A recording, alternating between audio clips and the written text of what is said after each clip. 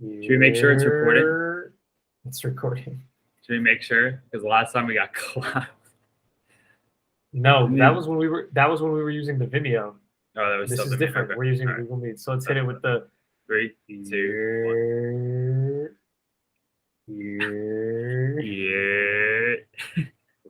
I'm including all that intro in the intro. What's good? I'm chilling. It's been a minute and a half. Yeah, with these headphones, this shit made me look fully bald. Like blends in. Did you get the fresh cut from the spot, bro? The spot. The celebrity? Oh nah, he quit. Really? Yeah, I mean he works out at my gym. I was like, what's good? He's like, yo, he's Canadian. He's like, I don't know why that matters, but he's like important, honestly important distinction.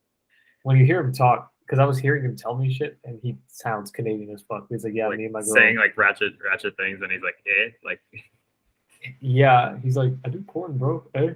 Like, I know that was a horrible Canadian accent, but he's like, yeah, my girl and I are traveling like all over Europe. We're gonna rent a van and shoot OnlyVans, and I'm like, bet, do you? OnlyVans.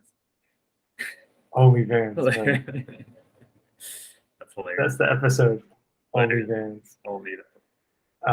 But yeah, it's a minute. I know we did one last week, but it doesn't feel like we did one last week. Yeah, I think we haven't had any like catch up in between the two, so which we usually have, which I feel like it's like the show before the show. Yeah, I mean, I feel like we've just been dumb busy. Like, I've been getting like. I guess we'll start there. What you been up to? This week, yeah, it was busy. So we had this big work event where they flew everyone in from around the world, India, Mexico, Europe, like all over for like one big company party. Yeah, it was awesome. Like I think something like I want to say like 1,500 people showed up for the week, and they put everyone up in hotels and whatever. And yeah, it was a lot of fun. A lot of cool work events, meeting people in person, seeing people like taller, shorter, and then like everything came to the final part of the whole week was that this like huge party. Like they rented out this venue that I think could handle like 5,000 people. Cool warehouse in Queens, and they like tons of food, drinks, DJs, like cool like things to do. So yeah, it was a lot of fun, and whatever they spent on it, it was worth it many multiples because it was like definitely a good bonding experience for the team and just like rallied the troops for the company. So yeah, overall that was like main parts of my week. What about you? Right. I've been working a lot. I think I'm putting in probably above. I'm just putting in a very solid amount of effort to sort of be good at my job. Like learn as quickly as well as I can. Like complete tickets, sort of at a higher expectation of what they might have for a new hire in terms of like quality and speed. And yeah, I've been just working a lot. And part of that is just like fucking with the new job, but also like, bear market in crypto, likely recession that we're already in. I don't know. The more paranoid part of myself is just like make yourself indispensable, which, certain things are out of our control, but that is what I'm thinking about. Sure. And what your strategy is just to be like as good as possible. I mean, I just think like, if the worst case scenario is being let go, you might not be able to deterministically like save yourself if a company comes to take drastic actions. Like it might just be out of your control, whether it's like they're downside need to downside and stuff. But the question is, how do you improve the probability that sure no, if there's a drastic action? So yeah, I'm just saying like what are you doing specific? Just like trying to take on a lot of responsibility, like do things. Like I've been like trying to write documentation for some of the stuff that is just not well ironed yet, like well laid out. Obviously whatever things that my current experience in 2 months at Gemini could like have exposed me to, but Sure. I think my manager's like happy with what's going on. But more than that, like learning the inside of payments because we're doing a lot of stuff that at most bigger companies like will have already been done in terms of payments. So like laying down the foundation of expanding in different countries, for example, which I know is a thing that you're always doing, but we're like very beginning of doing that. Like Sure. just a lot of cool stuff, and I think it's very valuable to be learning all that stuff, regardless of the job. How come it's happening so, like, did they just move things like in-house, or now they're just like focusing on expansion, which they weren't doing before? So the thing with the thing with Gemini, like strategically, Gemini, like meeting like the Winklevoss twins and sort of upper leadership, the strategic approach, I think, has been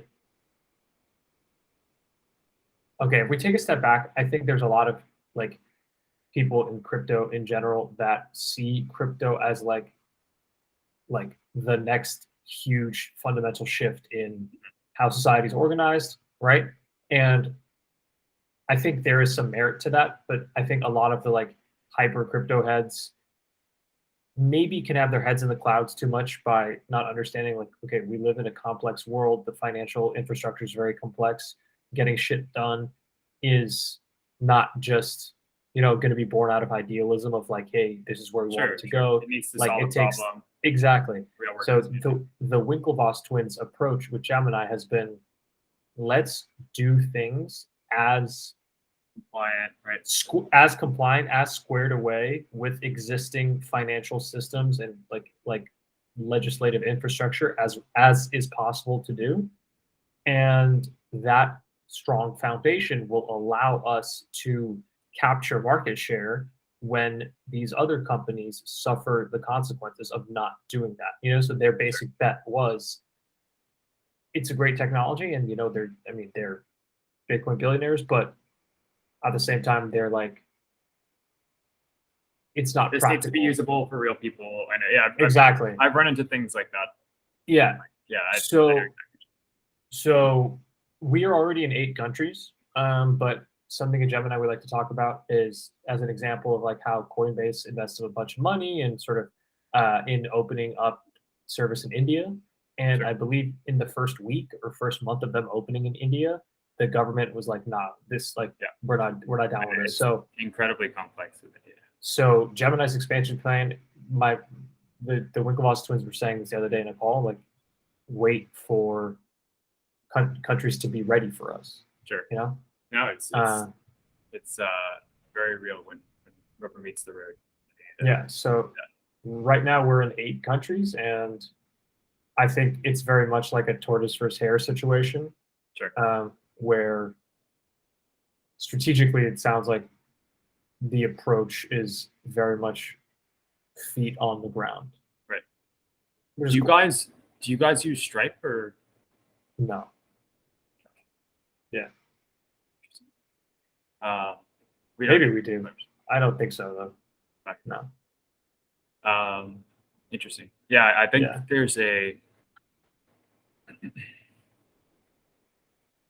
I was talking to David the other day, and just like there's a big difference between, like you're saying, like wanting something to work and making something work in reality. Mm-hmm. And like there's a lot of facets when you're talking about money, because money entails power. It entails like governments need to know where money is moving. Like there's a lot of complexity around that. And yeah, I think we're just gonna have to slug through and figure these like tough problems out one by one. And that was something I had written down too, is like tackling really hard things is a moat, like, and a great strategic place to be in. Like if you're the company that's willing to do the slog work to, make things compliant, or to handle like the prickly parts of payments, like chargebacks, things like that. There's like various parts that are like very prickly and not fun to touch. The companies that go in, put their boots on and get it done, like are going to have a nice moat and do extremely, extremely well, because someone's got to do it. And yeah, it's just the work that needs to get done. make this stuff a reality. Mhm.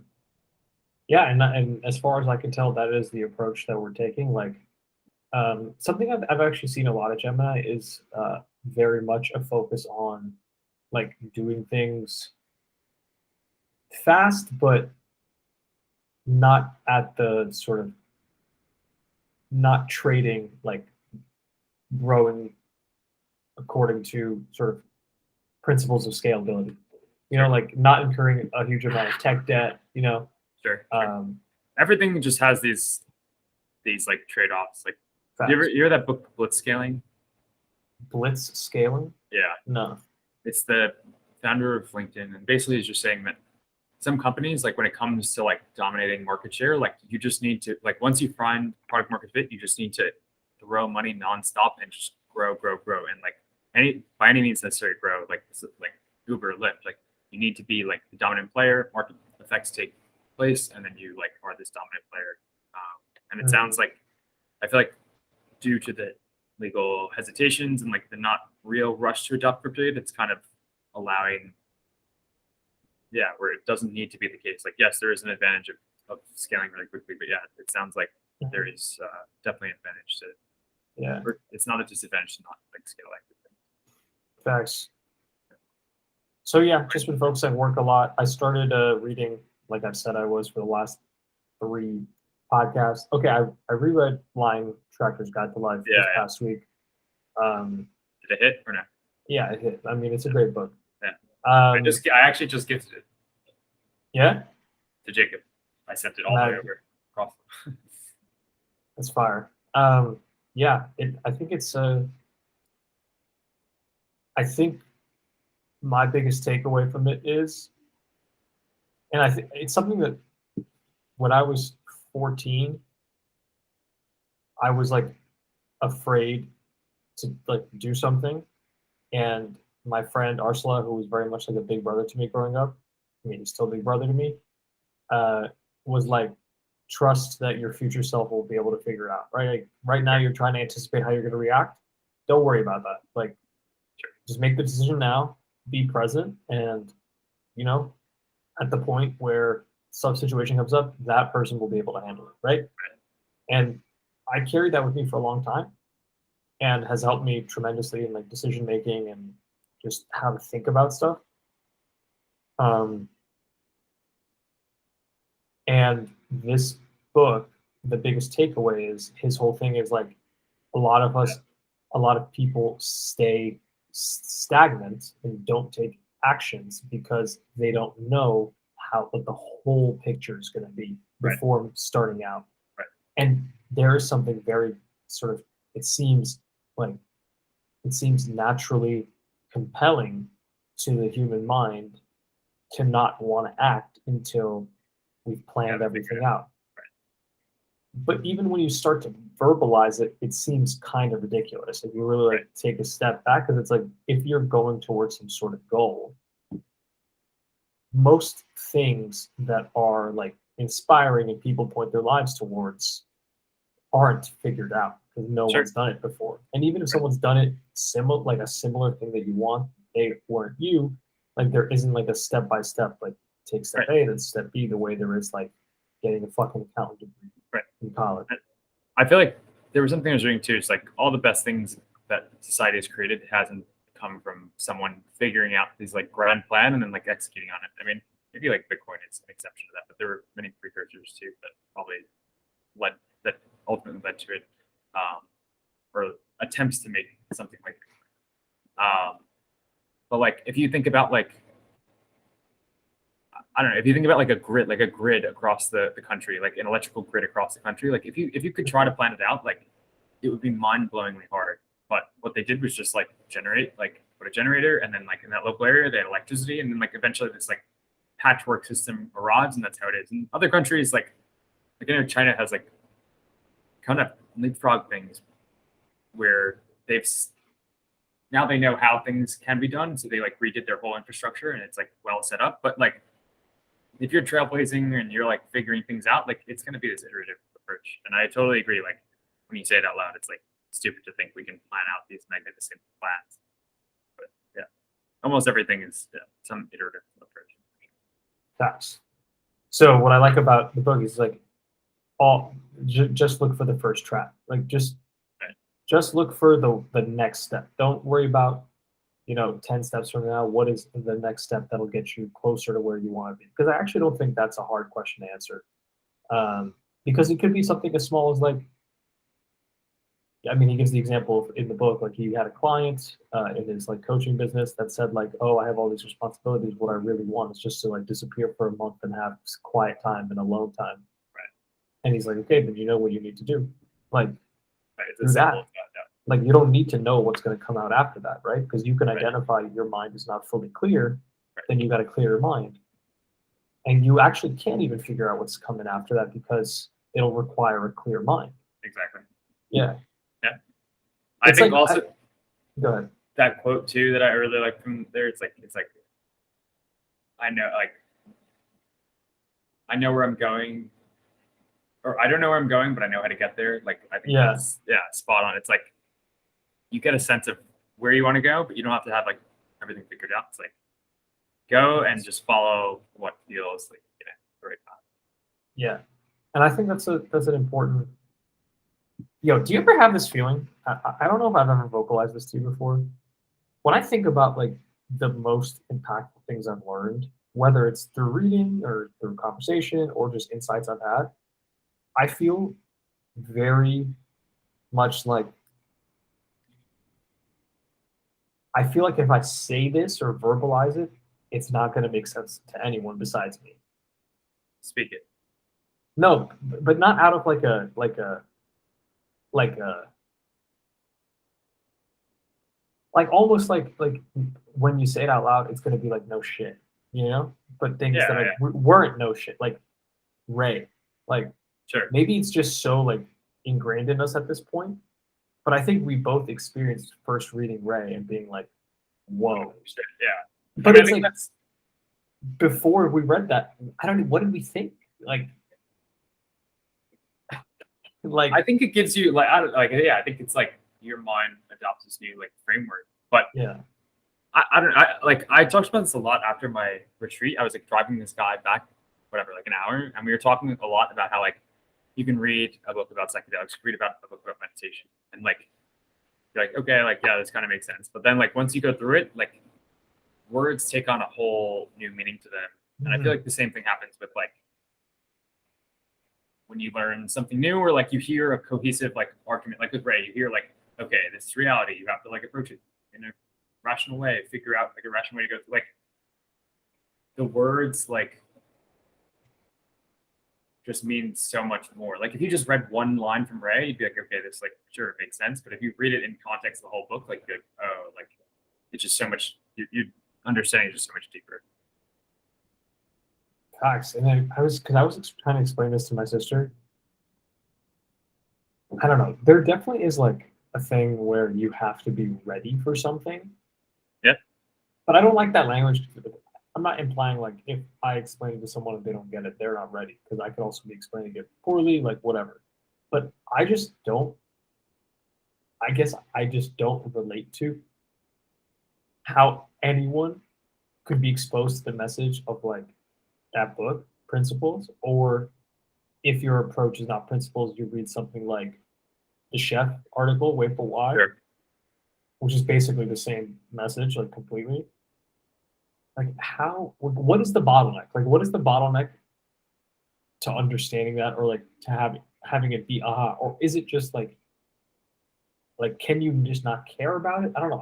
I've been thinking about this. I think one of the things too is like certain ideas can be very profound. Like one, there's a desire to want to change, right? Which I think is like a first step and probably filters out a large percent of people. Two, like sometimes it's tough to like do that. Like to embrace reality. Yes, like it sounds very like straightforward, but like if you're living a delusional life and your reality is pretty brutal, like that's like a lot of shock for many people. That makes sense to me. Like, but I think both those, I think it's just like this filtering process. Like, okay, you have to care, then you have to like not have this like crazy dystopian like reality you're living, and then I don't know. There's probably some other things as well. But what do you think?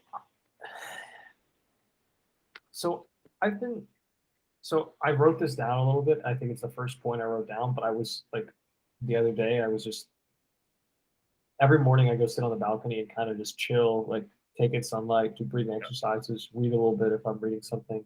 Like morning Um, putter. but like it really like it's just like a slow morning, and the idea popped in my head, which is what I remember blew my mind open from Principles reading it in 2015 was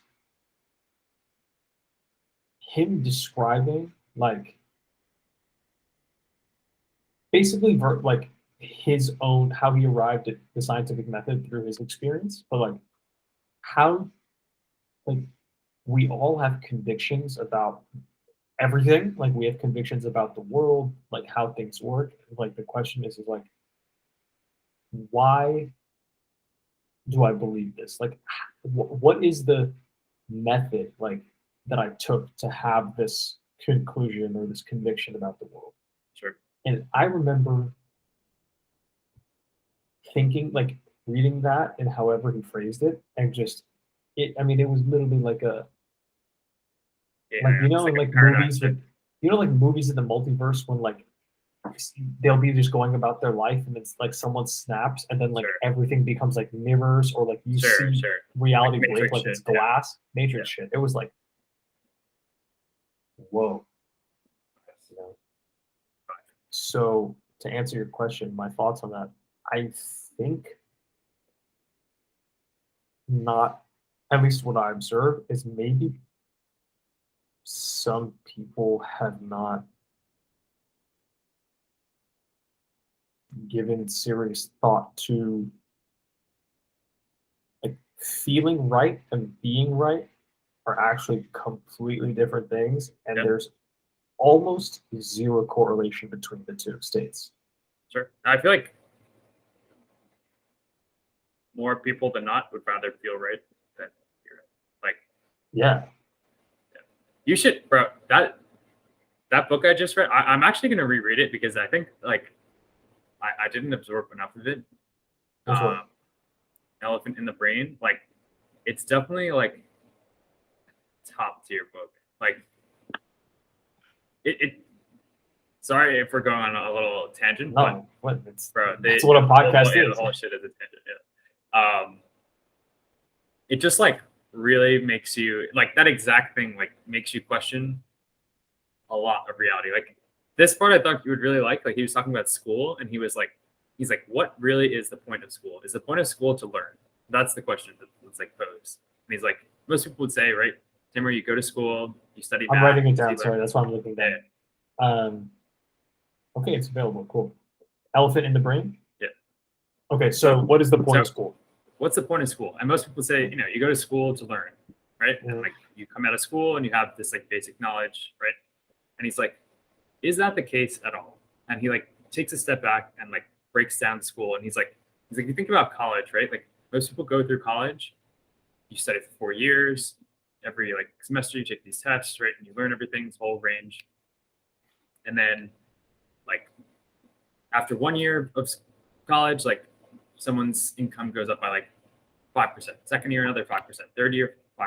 But then the fourth year, like it goes up 40% because the degree, whatever, like at least based on numbers, right? Mm.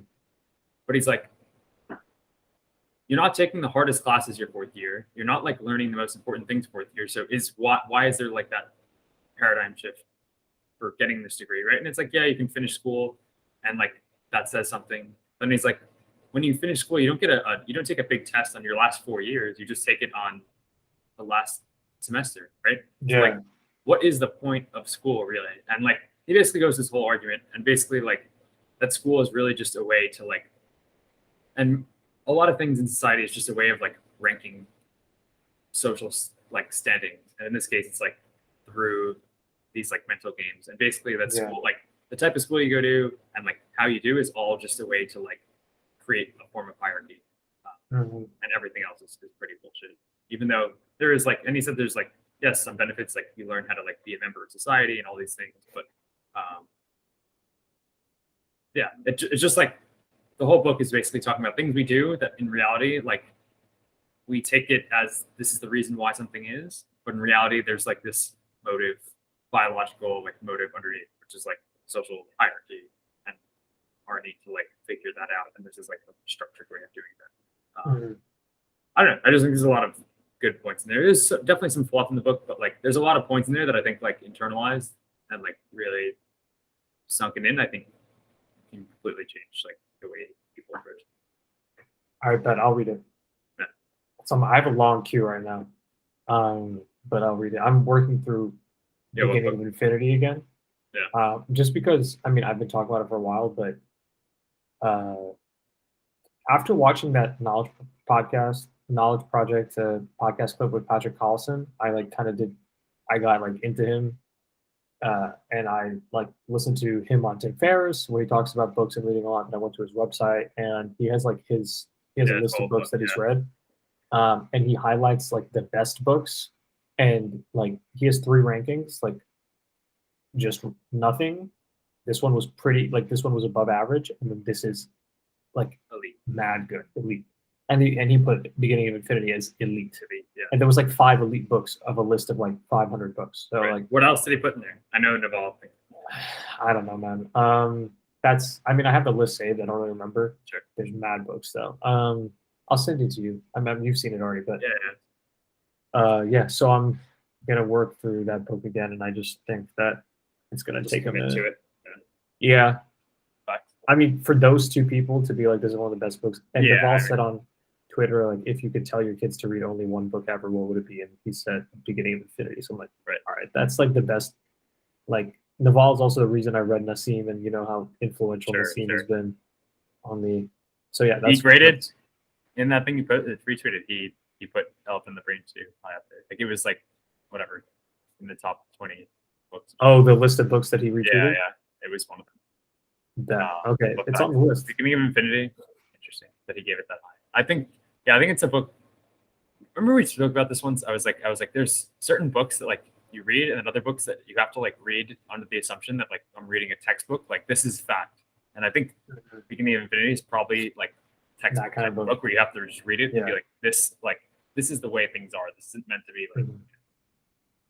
Dude, that's such an important point that I think I don't know. Okay, I'm really like thinking in the context right now of there are 2 friends who you know of mine that are very like dear to me that I have had the like I am failing miserably at trying to convince them to like start reading books. And I'm just like, how do I get these guys to like actually okay and to like and they make fun of me because I'm like always nagging at them like bro you need to read this and I know like that can be annoying and like people I feel like now maybe- you're bucketed in the like yeah whatever I am Taimur says about this like whatever like whatever. But the thing that okay, first of all, the thing that gets me tight is every single thing I've recommended to them, they always fucking love. So, but beyond that, okay, when I don't remember what got me into like think like understanding reading was important. I think it's a combination of people I admire talking about it, genuinely like reading when I was a kid and like loving it when I was a kid, and also like doing it and understanding. Okay, reading is kind of like it's kind of like meditation where the word itself carries so much like it what's has the word such I'm looking for? baggage. Yeah, It has like such a yeah. wide definition. Like it's not about reading as like a vanity thing or like an action. It's about there are like ideas that people have figured out, like thousands, tens of thousands, hundreds of thousands of people have figured out about how to solve, you know, problems and approach problems. How to bend reality to their Yeah. will. Yeah. And like that's at the micro and the macro scale, like whether it's like how to build a fucking teacup or like Sure. how to, you know, make $1 million, whatever, Sure. you know? And I remember, you know, listening to Tim Ferriss in college, and one thing that kept coming up over and over and over again were people saying like Poor Charlie's Almanac was one of the best things I ever read. Like how many of these people that are on podcasts have you heard mention that book? So many, right? And I didn't buy the book back then because I was like, it's mad expensive. It's wild expensive. Like a $70 book. I bought it secondhand, like $25. Yeah, I actually just ordered one for I ordered a used one also for like 30. Um, but what is something that Munger said is like he said something.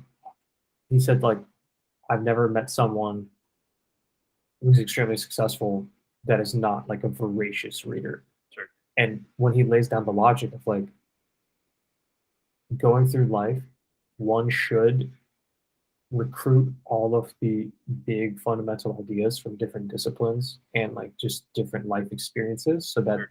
their mind is like, I mean, he has that famous thing where he says like has to be like a very dense lattice work of ideas so that Sure. you just see reality as close to clearly as possible for human beings. Sure. I think if you view a person as like society, like we have these things like communication, writing that like we have communication, right, which allows or speaking, which allows us to like become a network within society, right? Like we're now just a node in this mesh, like just as a neuron is in the brain, right? Writing allows us to be this like node in this mesh network now through time, which is infinitely larger. And like I think if people don't like people need to be able to realize like, okay, I'm tapping into like the collective brain, not like yeah, just being able to tap into the collective brain. And I think like all of society can be basically be attributed to the ability to communicate, and especially through time. Like we can stand on the shoulder of giants because we know, like I don't know, you know, if we figured out how to build a transistor, okay, great, then we can build like significantly more complicated ones, and it's just through time we like iterated. So yeah, I don't know, and I think people lose mad, like how unbelievable that is. Facts. As you were saying that, I thought about the famous scene from The Matrix where he just downloads Kung Fu and there's just a Yeah, madness. And I'm just thinking like that's kind of what it's like. I mean, sure. it's not Just like that a super low extreme. download speed, but yeah, Yeah. I just think like how could you go like this is one book I'm reading right now. And I'm reading it and I'm just like, how could someone go through life not exposed to this idea? You know? And the thing is like something like principles, something like Wait But Why, the chef is like that framework applies to every single goal, like every single person, because every sure, person has goals. Like sure, every person has goals. Even if it's not like I want to make $1 million, even if your goal is like I want to fucking decorate my apartment nicely so I right, feel good when I come home, like whatever it is, right, you know? right.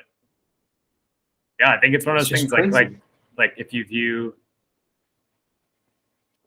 I don't know, I feel like there's like pieces of art or whatever, and it's like you view it, and then someone's like, oh, this is what's happening, or like there's some pattern of randomness, and you find out like, oh, or like Pig Latin or whatever. Like once you figure out the what it is, everything just makes sense from there. And I feel like some of these Facts. books like turn randomness of life into like threads that make sense.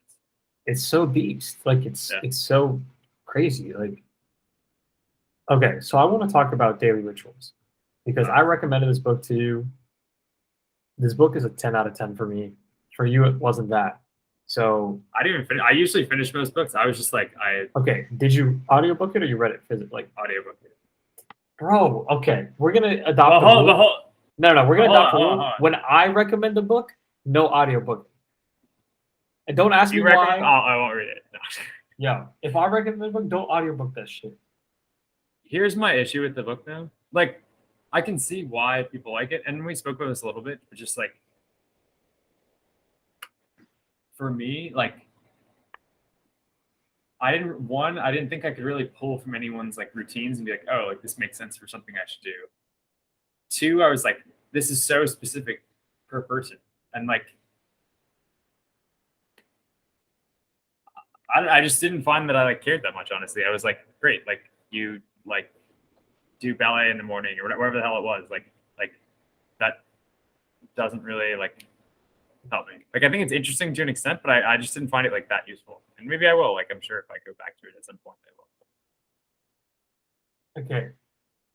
I think the exact reason that you didn't like it that much is exactly why I love it, which is that book made me feel less guilty for like wanting to pursue the kinds of like lifestyle habits and like setup that I need, that I feel intuitively like I need to be at my best, because Sure. I don't know anyone like me personally who like wants to fucking put a chest freezer full of cold water in their apartment. You know, like I just, and reading that book to me was like, okay, here are people who like either everyone knows their name because of their accomplishments, or in their like fields everyone Sure. knows their name, Sure. you know? And seeing that there were honestly the only consistent thread I think throughout that book in all of the different profiles was that they were just consistent, right? Sure. Actually, not even. There were some profiles There's some that were people, like, yeah, yeah, they go weren't on a consistent. bender. Yeah. Yeah. So yeah, and it just freed me to think like, because I I have mean, two I thoughts on that. But hold I'll on let you finish. before you say that. You are perhaps my only friend who doesn't, and this is I think one of your best qualities. Like when I tell you like, oh, I'm gonna do this, instead of being like judgmental or like that's weird. And to be clear, I don't think any of the shit I do is actually that weird, but like you're the only one that'll be like, oh, bet, like why do you do that? What benefit does it give you? Whereas like I have other friends, if I'm like, yo, like I do these breathing exercise, they're like, why don't you just go to the gym and just breathe hard regularly? Sure. It's not the same thing. Like Sure. it's a different thing. Like why do you go in cold water? Why don't you just take a cold shower? Oh, because it doesn't get that cold. You know, it's Right.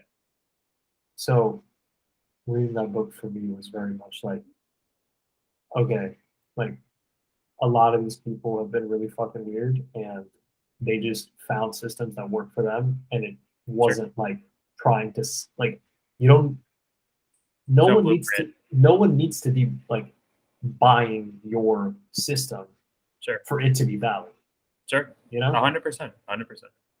I,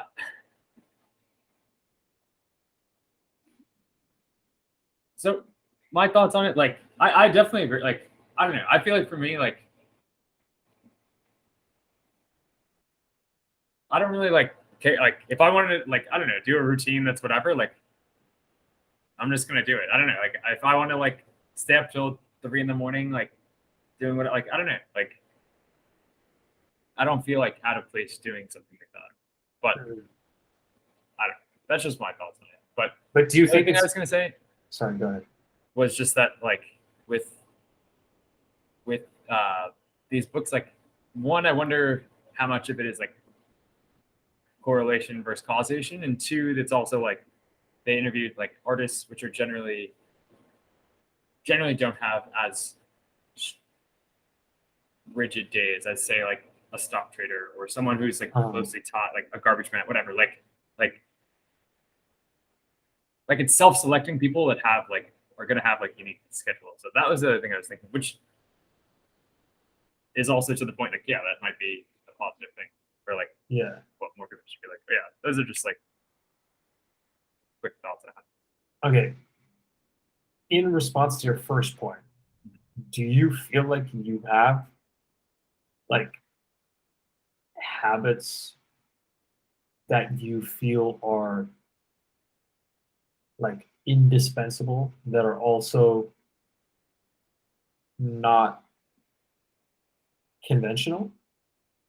And when I say conventional, I mean like among your group of friends and like people like peers. I don't know. Like I don't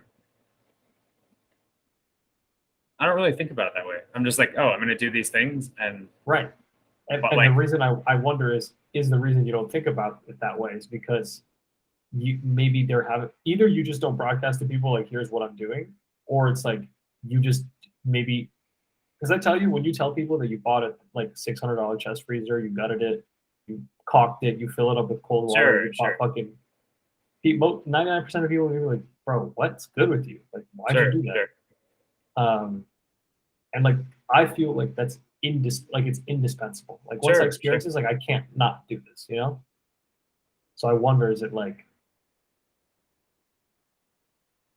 do you have something like that? I mean, I don't know. I mean, I feel like I have habits that like I do that I wouldn't say are like traditional, but like I don't think about it that way. Like I don't know, probably like I told you most people take showers like. Nah, I was trying to make a funny joke. I'm just in lane. I don't know. Yeah, like do cold showers, like read a book a week, like post like once a week, once every 2 weeks, like on a blog. Do Mhm. this once a week, like learn a language, like do stuff at work. I don't know. Like I think each individual one is like not maybe that interesting. Maybe it is. I don't know, but like maybe collective, like doing a bunch of. I don't know. I don't really know. Mhm. I find a lot of like I find a habit like a lot of these things too to be like a this is water thing. Like I don't know. That's like reality. And yeah, I don't. Mhm. Maybe I don't have a special schedule. I don't really know. I don't think I can be the one to judge that because it's like Yeah. this is water thing. But Yeah. maybe I'll write out my schedule and see if people think it's weird or not or Um, different. it's not a comment of weird or special. Okay, this I guess. Okay, maybe the reason I like the book is because, and I don't have to. We don't have to harp on this one thing, but there was a profile in Tools and Titans. I forget who it was, but the guy was like, "I need to meditate every morning just to feel normal," you Right. know, and that resonates with me. It's like there's certain things that I need just to feel like normal, not even Sure. like optimal, like normal. Sure. And maybe it's Sure. just like I don't know. It's just certain types of brains are that way. I But mean, there I was think some, I did. I think I need that with certain things. Like yeah, if I don't get enough sleep, like I mean, I don't think there's anything special. Like yes, meditation is yeah, like not the average person, but like if I don't get enough yeah. sleep or if I don't go to the gym a few times a week, like my Facts. mental health goes out the window. And Yeah, like yeah. Sleep is huge, bro. bro, sleep's the have you did you read the Why We Sleep? Yeah, I think you did. Yeah. yeah, That, such a game changer. Honestly, just yeah. sleep is elite. But That was a long ass tangent, but basically, yeah, the point I wanted to make is like I have two friends that I just really want to, cause like it's like, if I was getting like my hair cut at a whack place and you were going to a dumb nice place, you'd be like, bro, just go here. sure, Why is it that that's easy for us to adopt? Like, oh yeah, sure, that makes sense. But if I tell you, like, dude, like, there's this knowledge that's fundamental, and when you learn it, you're not going to see things. You're going to see things like more clearly. And the thing is, like, you're actually suffering like consequences of not knowing this shit. You sure. know? Why is that hard? Why is it hard? I think it's also effort too. Like it's easy to be like, Yeah. oh, bet. Like, and it makes it's like easy. Like, okay, like barber. This is about a barber. Great, I'm gonna go there. Like Mhm. reading a potentially like life changing book that I have to spend 8 hours doing when I don't spend any amount of time like sitting down with something like that, like with a book at all, let alone this book. Like probably not going to invest that much time Mhm. and mental effort. Nice. I don't know. You could take people. You could let take the horse to water. Can't make him drink. Nice. I mean, yeah, I guess that's why it's a saying. Do Um, you never feel that conflict? Like, I are do. there I'm just friends of like, yours that you wish like you could like recommend a specific book to them? yeah. I just think it's like you kind of like you have to want to help yourself first, kind of like. And Thanks. I'm all about like help. Like if anyone ever asks or like want, but like I just find the desire to make that move is often like, and there's the Naval thing where he's like the hardest thing is not knowledge, but like the desire to learn. I think it's 100% Yeah. true. Like there's I don't know. There's just so much good information Thanks. and people just let it go. Let it pass well. That is a fact. Um, good tangent there. Yeah. I liked it. Hit up one of these other things. We both read the Paul Graham Okay. One Thought article. Um, let me hear your. I'll give a quick summary and then I want to hear your thoughts.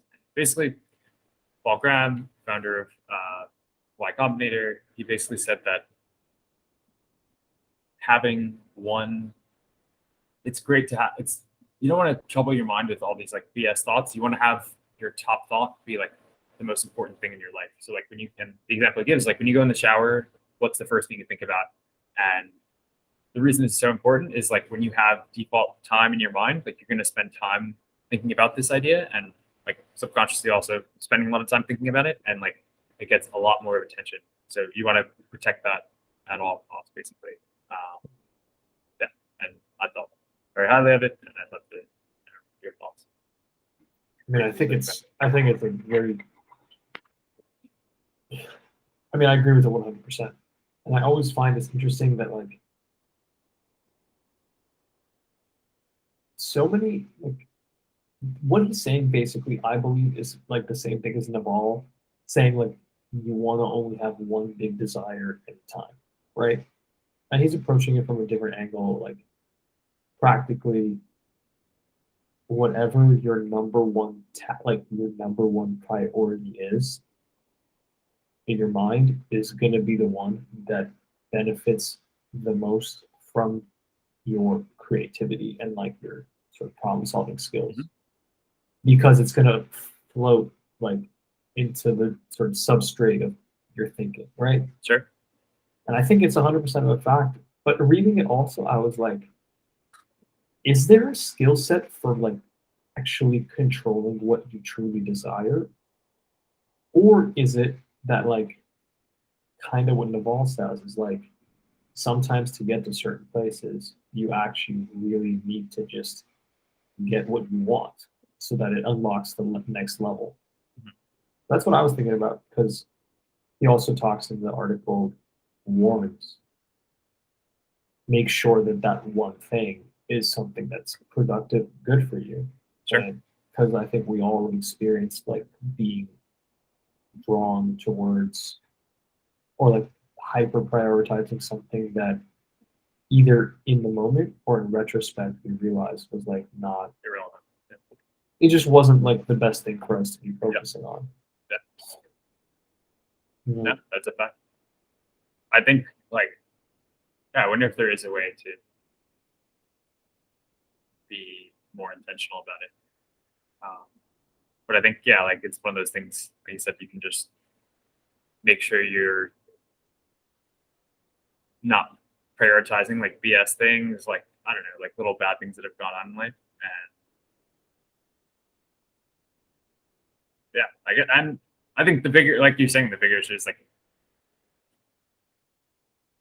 prioritizing what to do in life is incredibly difficult because we have so many options. So I think yeah, it's tough. Dude, yeah, the paradox of choice thing is real. I would say it was. Oh, I was talking about choosing like where to live, and I was saying it's actually like a much more stressful decision where you can work wherever because like you have so many more possibilities now, and like yeah, it's just the paradox of choice where it's like oh, I can live in these cities. Where do I live in these cities? Versus like you got to live in New York and you have to live in a handful of neighborhoods. Like Yeah, I think that's something that was great about the Line Tracker's Guide of Life too, where there was the character who is the like elite tracker, Renius, I think that guy's a beast. beast. And the author Boyd was talking about like, you know, for Renius, the decision he made is the best decision. And it's not necessarily like sort of Pollyannaism, like you're convincing yourself like this is the like it's no, it's just more like, okay, I made the decision. This is what it is. And from like any decision you make, you can identify like a first track. Again, which is what they like the language the author uses in the book to be like, what is the best thing for me to do to get me towards like my goal, you know? Elite book. But like living in a city is like you can create spreadsheets, and I know listener singular of this podcast will know that, you know, I was sweating where to live for a long time. But I kind of just said, fuck it, like it's gonna give me an experience. I'm gonna see how that experience makes me feel. And then from that experience, I'll be able to be like, okay, here's what I can do better. Here's what I don't want. You know? Sure. I think it's one of those things like, you know, people always say like, oh, things happen for a reason. Like, I don't believe that. I think it's like a reason happens because of things, right? And like Yeah. I think it's like the same thing where it's like you make a decision and you can like you roll with how things are, and good things are gonna come from it, bad things are gonna come from it, but you know, exactly. Something I've been doing a lot this week is like planning what furniture I'm gonna buy and how I'm gonna set up my apartment. And I find like I'm oddly very hype about it. Like, Yeah. I mean, it's cool. It's like I'm very Sims hype coming to life. at us. And Yeah. like we're gonna do the podcast. I mean, at either of our places, we just need to be in the same city, but like having that set up, I think is gonna be a vibe. Yeah, decorating an apartment's tricky because the sky's the limit on how much you can spend, and like I know it's probably I have to like curb my like sort of like desire to get the best things all at once. It's like, okay, what's the most like important thing? pizza, I feel like a bed and a couch. couch. Bed and a couch. Already have a desk. I'll get a TV eventually. I don't really watch too much TV, but I get TV. I mean, you took a while to get a TV. I had one, but it's like I don't know. It's one of those things. It's like I don't watch it either, but it's like when you need it, it's kind of nice to have. And like Yeah. screens are so cheap now, but yeah, there's like no priority to get it. The thing is like, and I think we text about this. What I don't want to do is get something like that's like cheap just for the sake of being cheap or like inexpensive. At the like, because these things like furniture and like home decorations, they last that long. Sure. Like a nice TV will last you like a decade. I don't know, like a Years. long time. I Yeah, understand.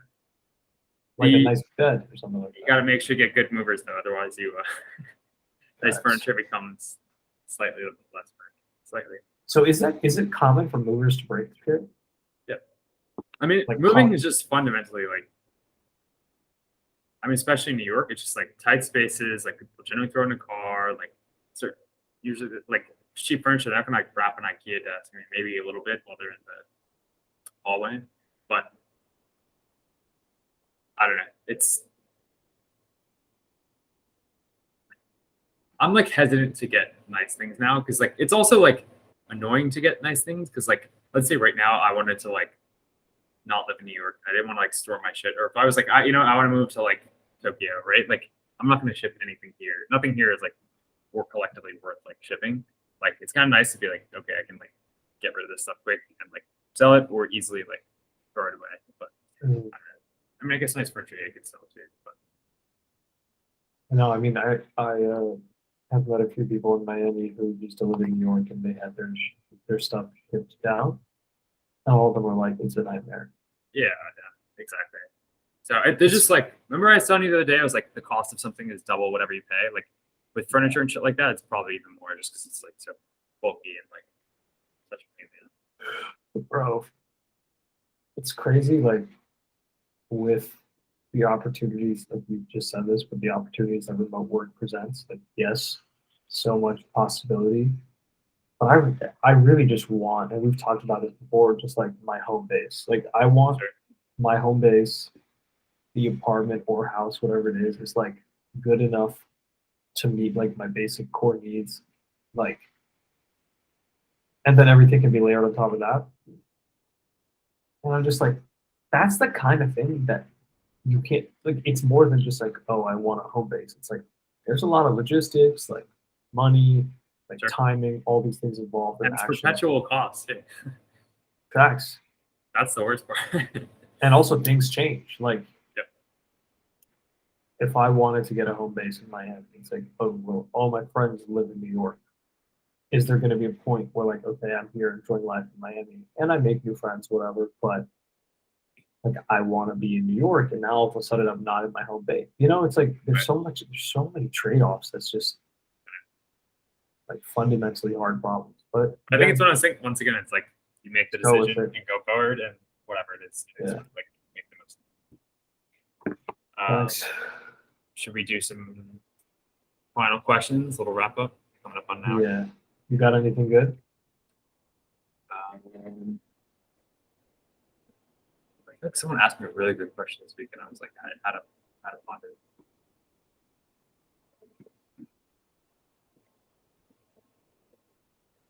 I have a question that is a riff off of the blue check question. But if you had to make like by the end of the year, you're gonna make $1 million, like gun to your head, someone you love that, like whatever. Like, what do you think would be your fast track there? Like, couldn't just be like get a loan from someone, whatever. I don't know. Like, you gotta make Like end of the calendar year, meaning like end of the calendar year. Yeah, like whatever. Like 6 months. 6 months.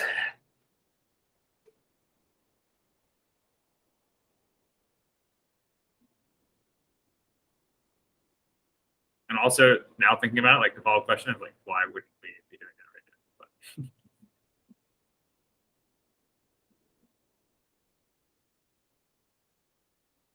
I have my answer. But first.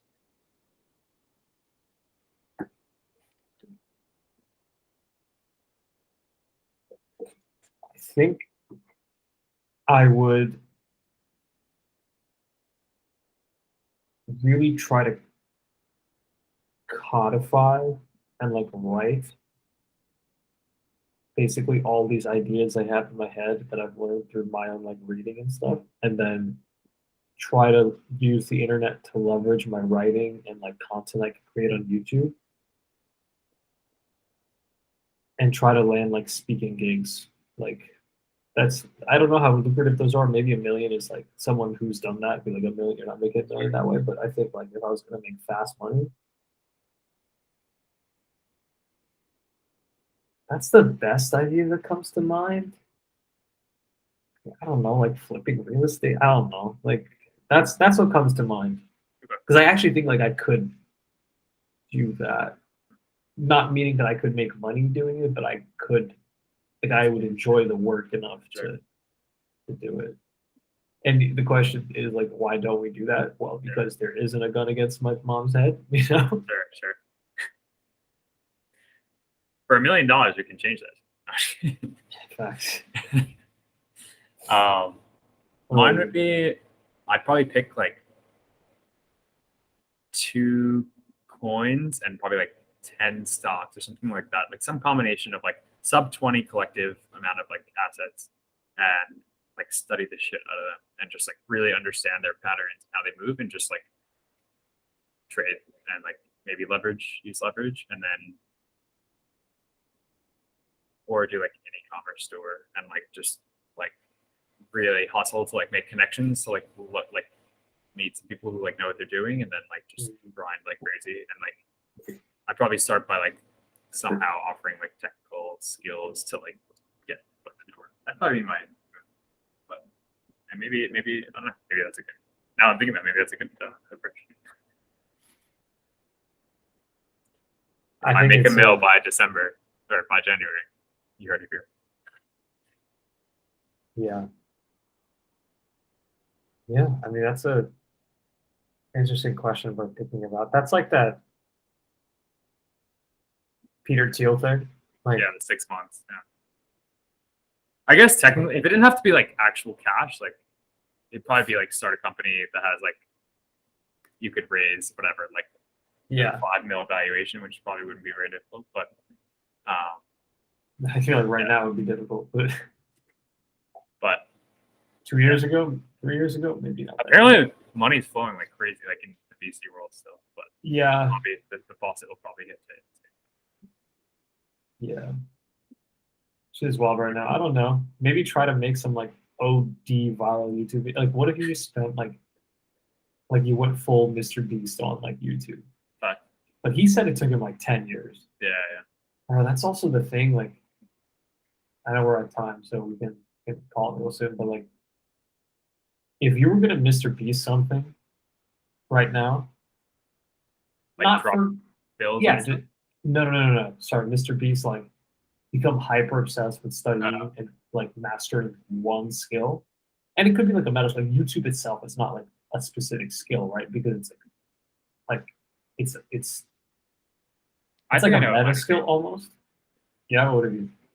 I'd love to get like insanely good at negotiating. I think that'd be a fire skill. Like I think just like mad applicable for like that. Honestly, if you got like dirty at I think you could probably make $1 million 6 months. Like if you got really good negotiating, like you could negotiate like contracts and shit. Like if that was your job, like I mean, you eat what you kill. Like if you can negotiate an extra like 100K, you get paid 50K. Like I don't know, and just you keep doing bigger contracts, like whatever. Like I'm sure. That's something I haven't like. Besides the Steve article, I know there's tons of good books on negotiating that like float Never around. split Like the difference. yeah, and then there's that CIA one. That's the one. Yeah. That's the one. Mad Is good. it mad good? Top tier? Like Five. top tier. Like 4.95. Damn, I gotta write this down. I'll give it like a 4.9. Okay.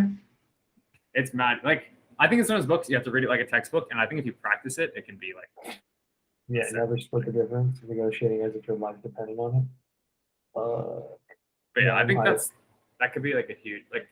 I always thought that I thought that'd be a great business is like, just as those like sport agents, like career agents, and I think some executives have it, but like for tech employees, because like if someone negotiates an extra 50K and you get like a 10K kickback, everyone wins except for the Damn, I want to read this. The not good.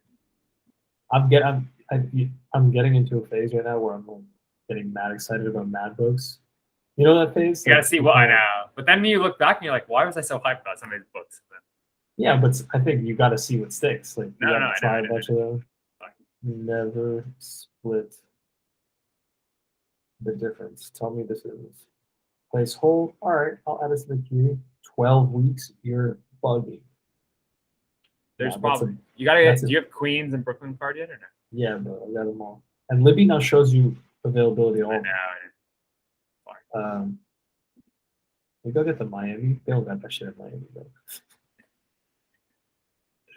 Yeah, that's mad funny. Should we wrap this Whatever. up? All right, let's wrap it Good up. episode. Yeah, Much love thanks. to everyone out there.